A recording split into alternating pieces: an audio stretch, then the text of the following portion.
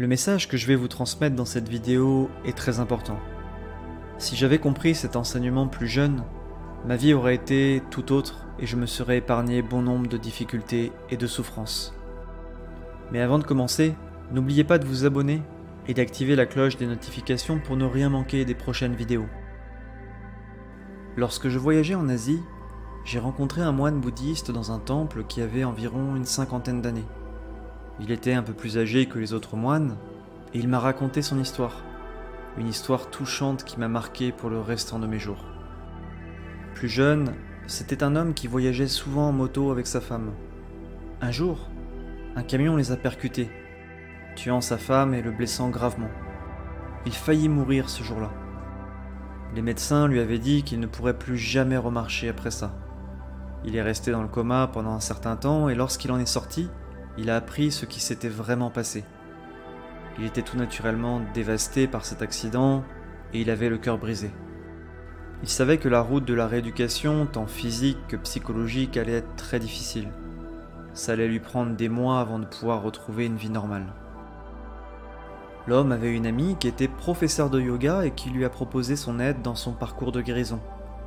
Grâce au yoga, elle l'a aidé dans sa rééducation et il a pu remarcher correctement au bout de quelques mois.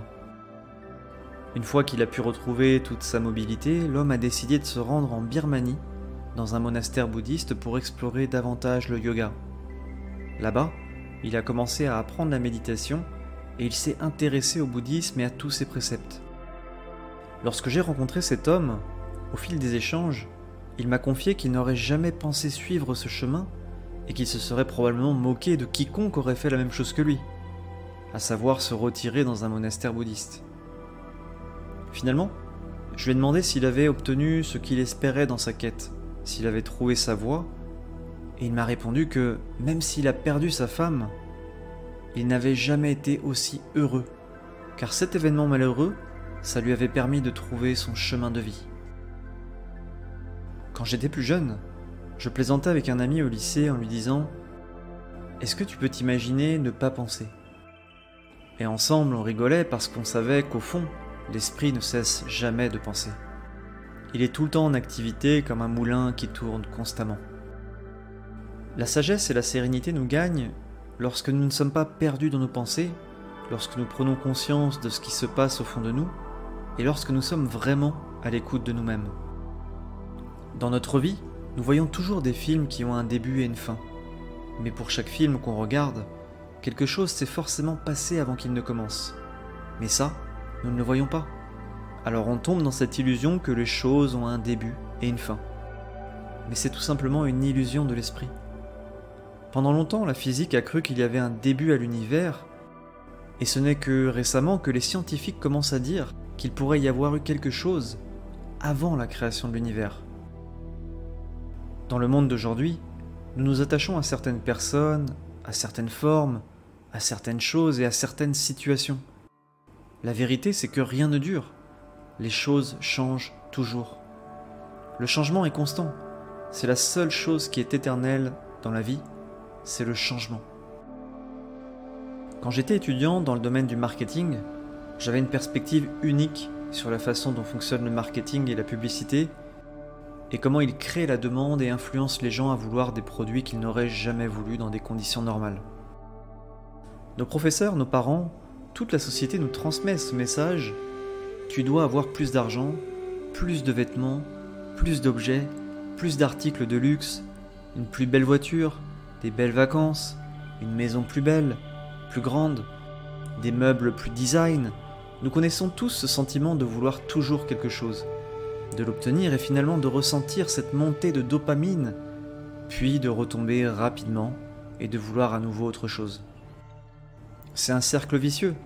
On est constamment en quête de quelque chose de nouveau. Finalement, on est esclave de nos désirs. Les Amérindiens ont l'un des concepts les plus magnifiques du monde. Ils ont 10 000 langues différentes, parmi toutes ces tribus, et aucune d'entre elles n'a de mots pour la propriété ou la possession. Ils ne comprennent pas comment quelque chose peut appartenir à une seule personne. C'est vraiment une construction légale et humaine, et qui est très occidentale finalement. La possession, c'est une histoire qu'on se raconte. Dans la vie, on ne peut vraiment rien posséder. Tout est détenu en commun, mais ça, on ne le perçoit pas au premier abord. Ce que vous réalisez, c'est que tant de choses pour lesquelles les gens se passionnent et deviennent fous, eh bien elles ne sont tout simplement pas importantes et elles ne sont pas nécessaires. Oui, je souffre parce que je désire des choses que je n'ai pas et j'ai une aversion pour les choses que je ne veux pas. C'est vrai. Lorsque vous pouvez simplement prendre du recul, voir la situation dans son ensemble et savoir que de bonnes choses viendront, que de bonnes choses partiront, que de mauvaises choses viendront et que de mauvaises choses partiront, alors votre bonheur ne dépend pas d'une situation extérieure. Et c'est là la clé du bonheur durable, l'affranchissement aux circonstances extérieures.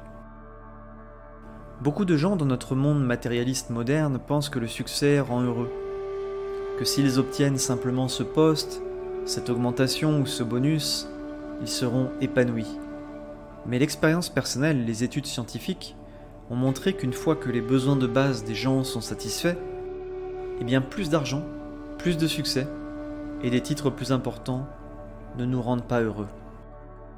On échoue finalement à voir toutes les bénédictions que nous avons et on se concentre uniquement sur ce que les autres ont et sur ce que nous n'avons pas.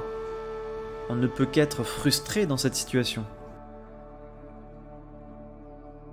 Lorsque vous réalisez que la vie est une illusion, que tout est un, que tout a un sens, tout simplement parce que nous projetons un sens dessus, eh bien vous pouvez vous réveiller de ce tourbillon de la vie, vous pouvez en sortir et simplement apprécier et vous émerveiller devant la magie de ce tourbillon. Nous avons tous des moments spirituels tout au long de notre vie. Ce premier moment où l'on voit un coucher de soleil ou une fleur, ça peut être véritablement une œuvre d'art. Et c'est là où on dit simplement « Waouh !»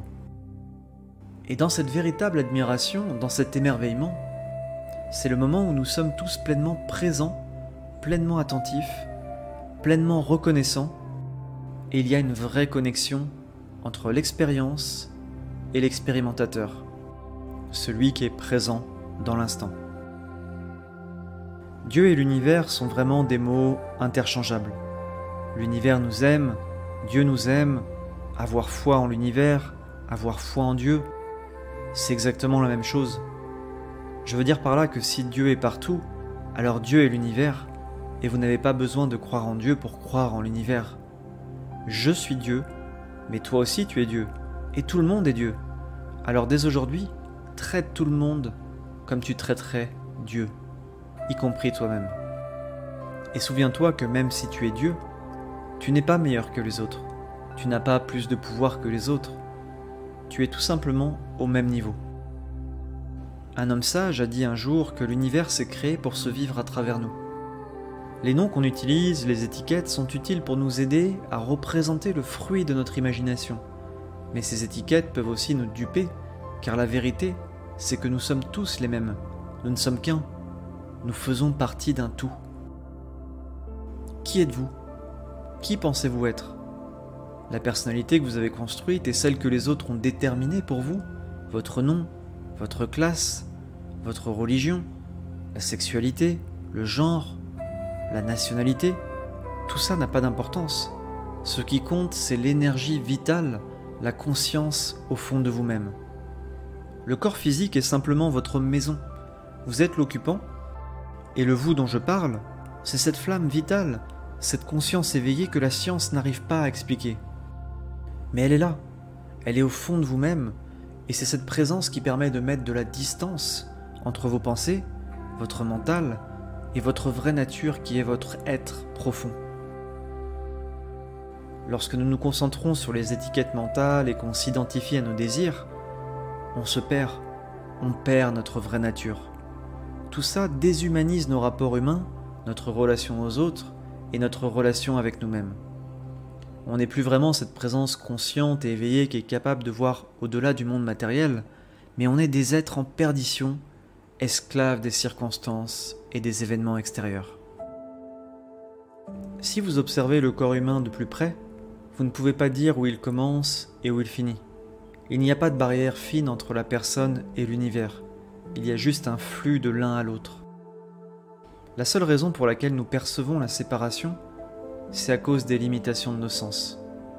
Les êtres humains ne peuvent voir que 0,0001% du spectre de la lumière et ils n'entendent que 0,0001% du spectre sonore.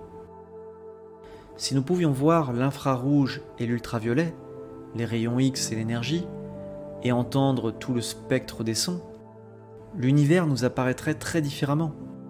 Il n'y aurait pas d'espace vide, il serait tellement plein que nous verrions simplement de l'énergie qui circule et finalement, il n'y aurait qu'une seule unité. Il n'y a pas de vous séparés, il n'y a pas de séparation, il y a une profonde interconnexion entre les choses et les êtres vivants. Il n'y a qu'une seule unité. Qui n'a jamais connu la solitude ? La solitude, c'est tout simplement lorsque être seul cause de la souffrance. Mais pour ne plus vivre la solitude comme un mal, il faut finalement reconnaître les autres comme une partie de soi-même. Lorsque vous réalisez que vous faites un avec tout, la souffrance n'a plus lieu d'exister, peu importe ce qui vous arrive. Peu importe à quel point c'est terrible, vous pouvez ressentir la paix intérieure qui émane de vous. N'oubliez jamais que vous n'êtes pas vos traumatismes, vous n'êtes pas vos circonstances, vous êtes cette lumière éternelle et immuable de la conscience. Votre vraie nature ne peut pas être blessée, votre corps physique peut être blessé, votre maison peut être détruite, mais rien ne peut effleurer votre être, cette présence qui est au fond de vous. L'espace, le silence et notre pure conscience, ce sont des choses similaires dans le sens où rien ne peut altérer ces états. Vous ne pouvez jamais geler l'espace, brûler l'espace ou altérer l'espace de quelque manière que ce soit. Il restera éternel et immuable quoi qu'il arrive. Telle est la nature de votre vrai moi.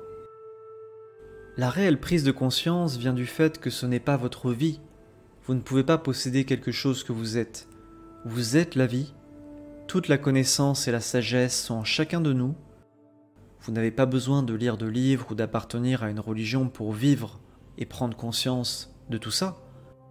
C'est une manière de vivre universelle et accessible à tout le monde. N'oubliez jamais que chaque instant est un miracle.